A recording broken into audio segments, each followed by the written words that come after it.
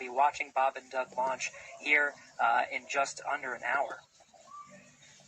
So station power and communication systems are normal. Computers and networks used for monitoring Dragon. And there you heard that call out. So far we have good weather. We are go for launch today. This is getting really exciting. I don't know about you, Dan, but my heart is beating pretty fast right now. Yeah. 15 miles an hour, well within limits. Upper altitude balloons show that conditions are acceptable. The red weather conditions have cleared up, the last one being cumulus clouds. And the probability of violation is set at 30% right now, so that's 70% chance of good weather. We're continuing to watch. There is about a less than 10% chance of lightning. We're also watching the abort corridor off of the Atlantic coast. In case, for example, at stage separation, Dragon had to abort into the ocean.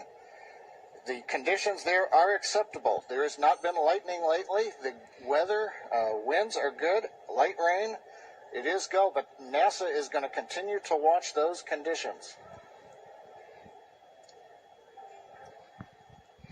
Reminder on hold and launch escape protocol. For non-urgent no-go conditions, brief the CE or LD, and they will approve aborting launch out of sequence and proceed to launch abort. For urgent issues affecting the safety of the operation, operators shall call hold on the countdown net. Launch control will immediately abort the launch out of sequence and proceed to the launch abort out of sequence. Operators also advise launch director whether structural break or fire is imminent or occurring for Dragon manual escape flight rules. A reminder. Hey Jesse, happy to be here. Still monitoring the launch here with our recovery and ground operations teams.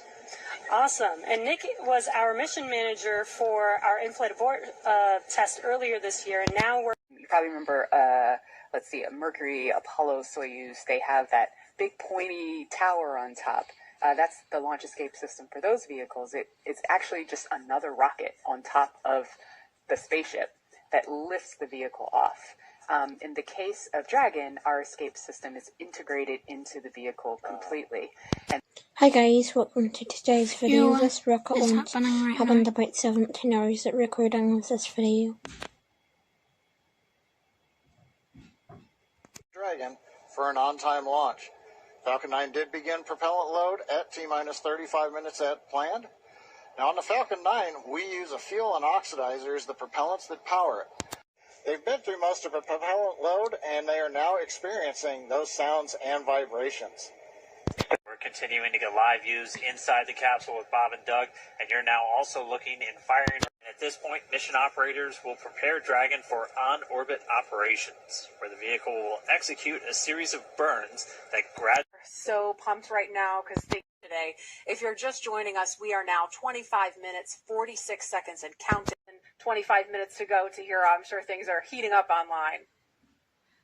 Personal level, it starts to mean so much. They are a part of our team. Ocean, it's heading to cross right over the launch pad. We might even get some good views from the station. Hope to be capturing those. We'll have the launch 50% of the way full, so things are looking good. Second stage. This here bit was 17 hours ago. Here we go. 10, 9, 8, 7, 6, 5, 4, 3, 2, 1, 0. Ignition. Liftoff of the Falcon 9 and Crew Dragon. And there was liftoff. After 9 years, this was the very first liftoff from the Kennedy Space Center since the space shuttles. And I hope that you enjoyed this video. Now, goodbye.